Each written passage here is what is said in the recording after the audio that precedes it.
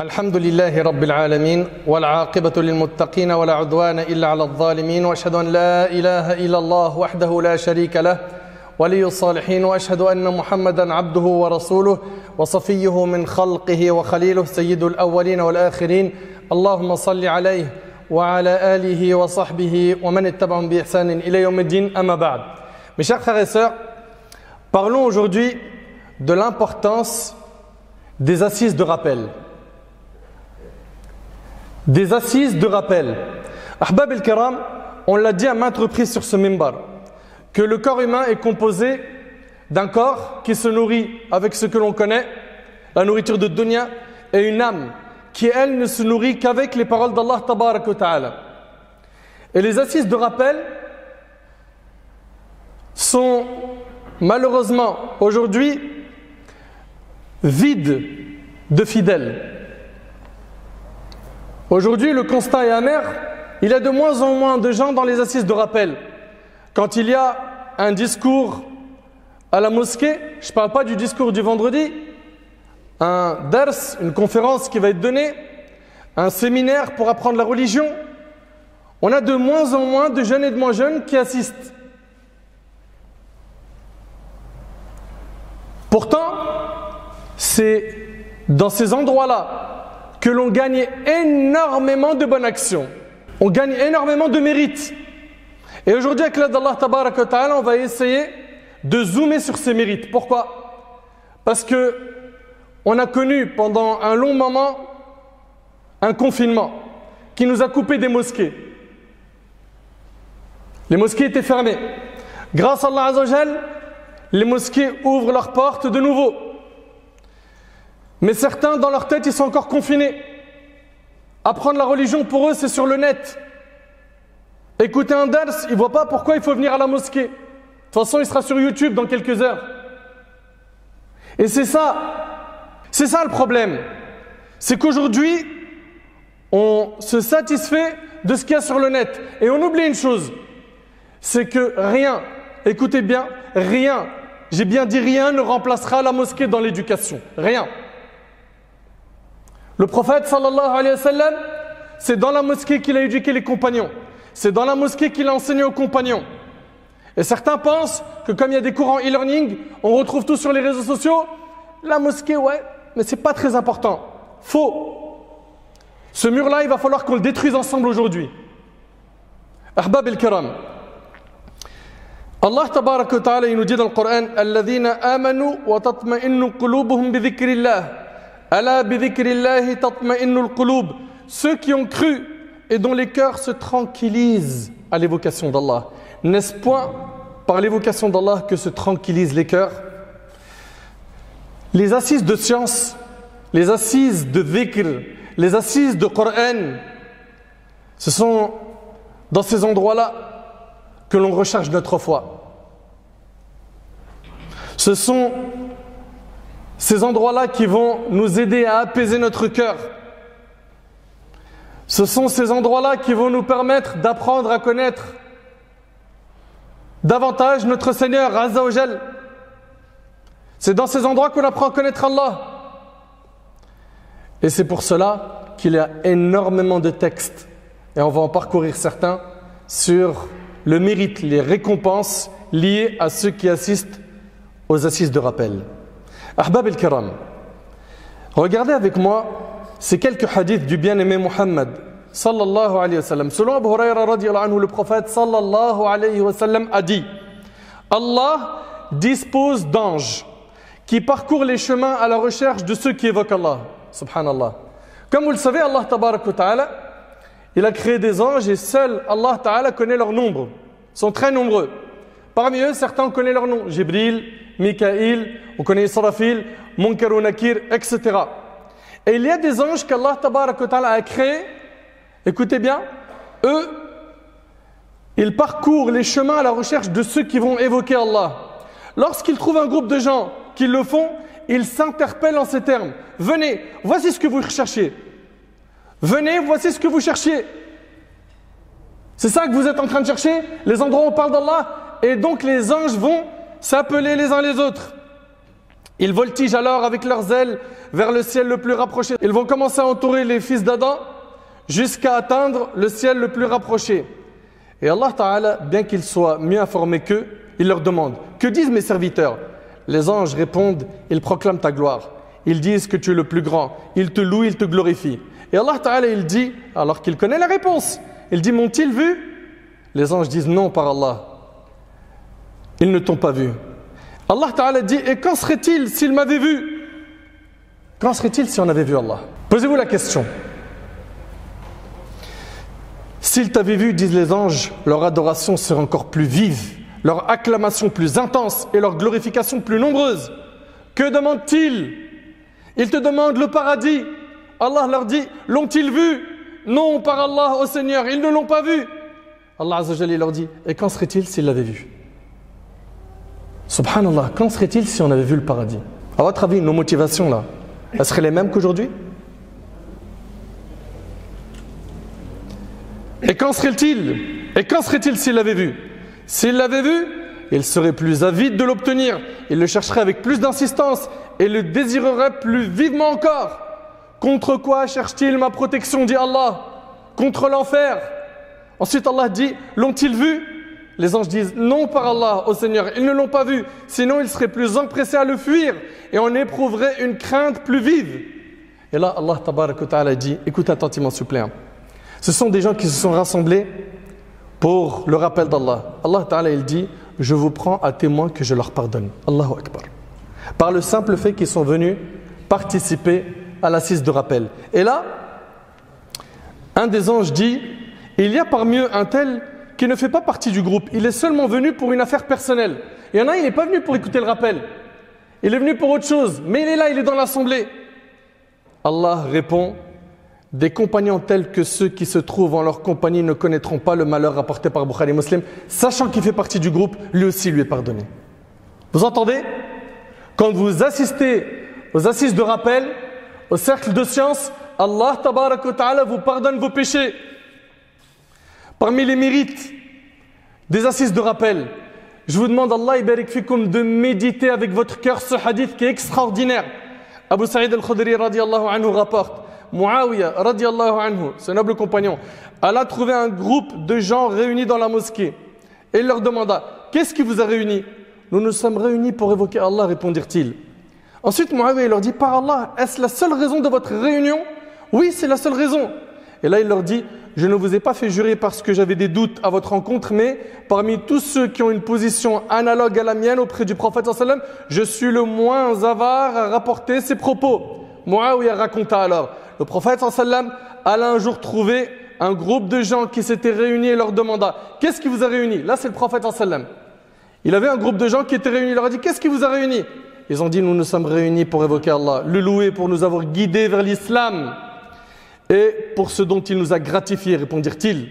Le prophète sallallahu alayhi wa sallam demanda: par Allah, est-ce là la seule raison de votre réunion? C'est bien là la seule raison de notre réunion. Le prophète sallallahu alayhi wa sallam dit alors: je ne vous ai pas fait jurer parce que j'avais des doutes à votre rencontre, mais Gabriel est venu me trouver et m'a informé qu'Allah se vante de vous auprès de ses anges. Allahu Akbar. Allahu Akbar. Et le hadith il est rapporté par l'imam Muslim. Il va falloir qu'on médite cette phrase, la dernière phrase du hadith. Parmi vous, il y en a qui aiment énormément certaines personnes sur terre. Ça peut être une star, ça peut être ton père, ça peut être un joueur de foot, ça peut être un humoriste, ça peut être un savant. Il y en a parmi nous qui aiment énormément des personnes en particulier. Prenons l'exemple de quelqu'un qui aime le football et qui aime énormément les joueurs de foot et qui rêverait un jour de rencontrer tel joueur de foot. Je vais donner un exemple. Par exemple Benzema. Et un jour il rencontre Benzema et après cette assise, Benzema sur une chaîne très médiatisée, il parle de lui, il dit: c'est quelqu'un que j'aime beaucoup. Et devant des millions de personnes, il a cité ton nom en public. Et toi tu l'aimes. Mais est-ce que tu vas réussir à dormir? Ta joie va t'empêcher de dormir. Pourquoi? Tu aimes tellement cette personne que tu n'arrives pas à réaliser qui t'a donné de la valeur, de l'importance, qu'il a parlé de toi en bien. Alors j'ai donné l'exemple d'un joueur de foot, ça peut être quelqu'un d'autre, comme je vous l'ai dit. Eh bien j'aimerais que tu imagines, subhanallah, que lorsque tu assistes à des cercles d'évocation, ce n'est pas un joueur de foot, ce n'est pas un compagnon, ce n'est pas Muhammad sallallahu alayhi wa sallam, le meilleur homme qu'Allah a créé, qui parle de toi en bien, c'est Allah Azza wa Jal qui va vanter ta personne auprès des anges. Ubay ibn Ka'b radiyallahu anhu, le prophète sallallahu alayhi wa sallam, il est venu le voir, il lui a dit Allah m'a ordonné de te réciter Surat al-Bayyinah. Ubay ibn Ka'b il lui a dit Allah a cité mon nom.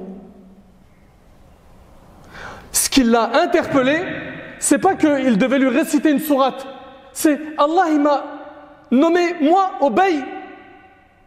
Vous vous imaginez mes frères, mes sœurs, vous imaginez un peu le mérite. Mais rien que ce mérite à lui seul il suffit pour que lorsque vous entendez il y a un cercle de rappel, une assise de rappel, vous venez. Allah tabarak wa ta'ala, le créateur, le dominateur suprême, le tout-puissant Azza wa Jal, il se vante de toi auprès des anges. Quand on entend aujourd'hui, il y a un dars dans un endroit, il y a un rappel quelque part, qu'est-ce qu'on dit? Est-ce qu'il sera enregistré? Envoie-moi l'enregistrement. Inna lillahi wa inna ilayhi raji'un. Quelle est cette éducation? À ce point, on est devenu feignant, on ne vient plus à la mosquée, c'est ici que tout se passe. Combien ils sont nombreux ceux qui disent mon frère, j'en ai ras-le-bol des péchés, j'aimerais bien laisser la mauvaise fréquentation, change d'environnement, on vous l'a dit à maintes reprises. Et pour changer d'environnement, commence par venir dans la maison d'Allah. C'est ici que tu fréquenteras des pieux, c'est ici que tu feras de bonnes connaissances, c'est ici où tu vas t'enrichir spirituellement, tu vas augmenter ta foi et tes connaissances, tu vas t'améliorer. Tu seras quelqu'un de meilleur. Mais pour cela, il va falloir que tu fasses cet effort. Et l'ego, le nafs, déteste l'effort. Ton ego, il aime quoi? Rester allongé devant un film, jouer à la console pendant des heures, rester sur les réseaux sociaux, à scroller d'un réseau à un autre, à regarder toutes les vidéos, à tuer 3-4 heures de ton temps par jour.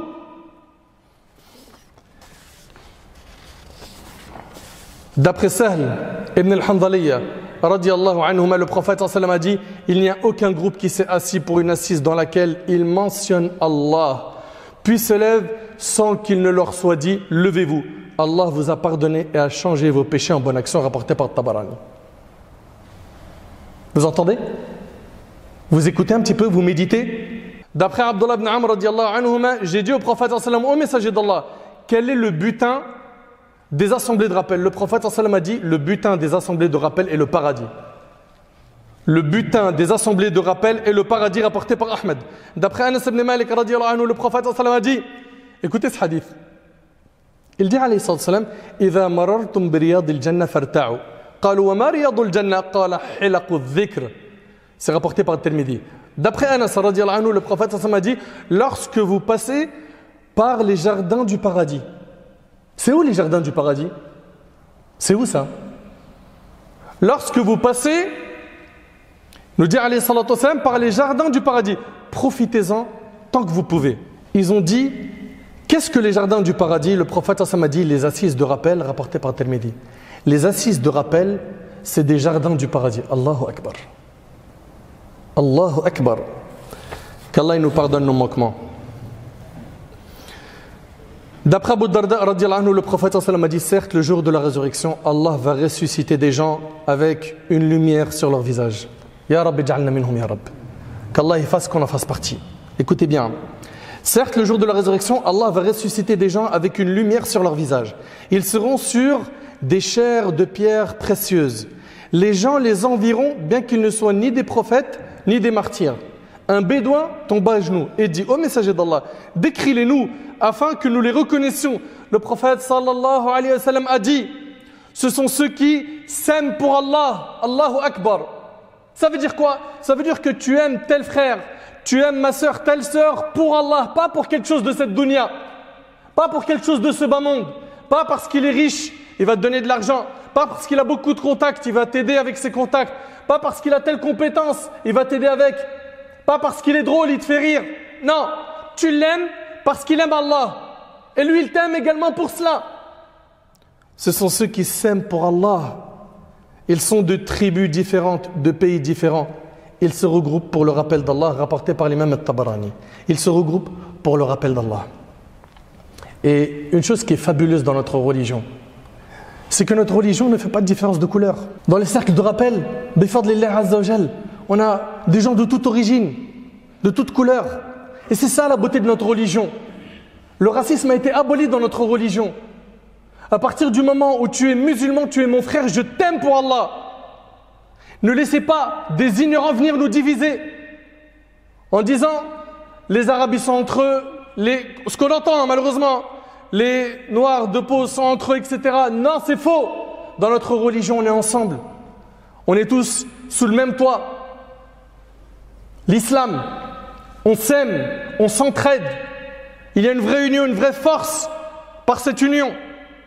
Il n'y a que l'ignorance qui nous divise. Après avoir écouté tout cela, comment est-ce qu'on peut se détourner des cercles d'évocation, des cercles de rappel, des assises de rappel? Quand on médite tous ces hadiths, on s'aperçoit que se réunir pour évoquer Allah, pour se rappeler Allah, ça a un énorme mérite. Parmi les formes d'assises de rappel, on a quoi?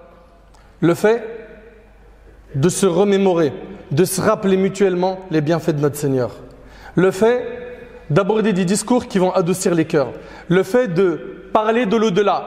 Le fait de parler de la petitesse de cette vie d'ici-bas, de la dunya et de l'importance de l'au-delà, afin qu'on ne s'attache pas trop à cette vie.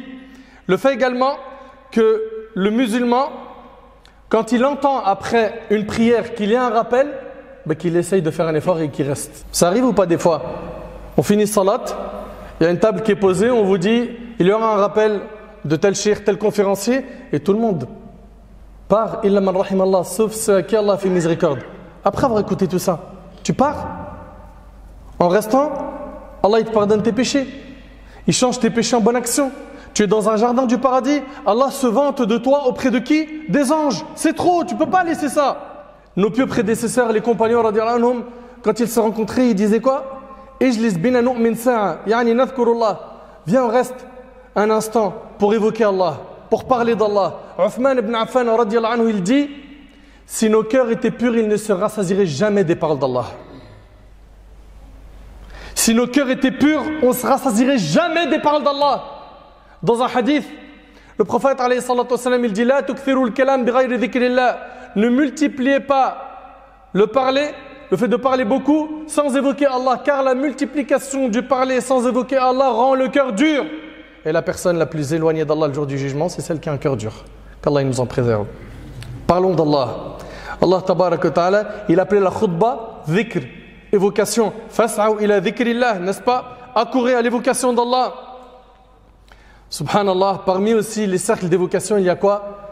Les cercles, on va étudier le Coran, on va lire le Coran. Le prophète sallallahu alayhi wa sallam, dans ce hadith d'Abi Huraira qui est rapporté par l'imam Muslim, il a dit, dans la fin du hadith, toutes les fois que des gens se réunissent dans l'une des maisons d'Allah, exaltés pour réciter le livre d'Allah, le Coran, et pour l'étudier ensemble, la sérénité divine descend aussitôt sur eux. La miséricorde les voile, les anges les couvrent de leurs ailes et Allah les mentionne auprès de ceux qui sont près de lui. C'est-à-dire quoi? Les anges. Celui qui ne s'élève pas par son propre labeur, ce ne sont pas ses origines qui vont l'élever, rapporté par l'imam Muslim. Parmi les cercles d'évocation, il y a le fait d'apprendre le fiqh, la jurisprudence islamique, al-ulum al-shar'iyya kafa, toutes les sciences de notre religion. Ibn Mas'ud radiyallahu anhu, il dit, concernant le hadith, lorsque vous passez par les jardins du paradis, il dit, c'est les cercles où on apprend le fiqh, la jurisprudence.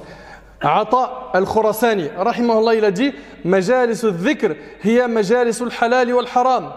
Il a dit, les cercles de rappel, d'évocation, c'est celles où on parle du halal et du haram. Mes chers frères, mes chères sœurs, motivons-nous à aller vers Allah subhanahu wa ta'ala. Motivons-nous pour participer au cercle de science, de rappel. Et quand une personne reste également avec sa famille, qu'elle évoque Allah, qu'elle parle d'Allah. Quand il est en promenade ou en voyage, en vacances avec des amis ou sa famille, qu'il parle d'Allah, qu'il ne coupe pas le lien avec le Coran, qu'ils évoquent leur Seigneur Azza wa Jal. Et c'est de cette manière que nos cœurs rayonneront avec les paroles d'Allah Tabarak wa Ta'ala. C'est comme ça qu'on connaîtra l'apaisement intérieur, c'est comme ça que les anges nous encercleront, c'est comme cela qu'Allah subhanahu wa ta'ala se vante de ses serviteurs auprès de ses anges quand ils participent au cercle de dhikr. Allah Azza wa Jalla dit Fadhkuruni adhkurukum washkuru li wa la takfurun. Souvenez-vous de moi, je vous récompenserai. Remerciez-moi et ne soyez pas ingrats envers moi. Ahbab el-Karam, j'aime bien finir avec un appel à une action.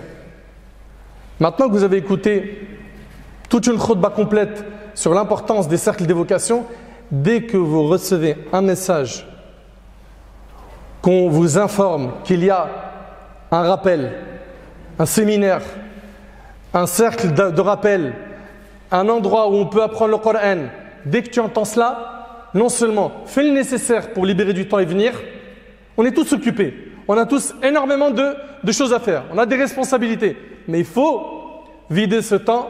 Pourquoi? Pour nourrir notre cœur, nourrir notre âme et partager l'information également.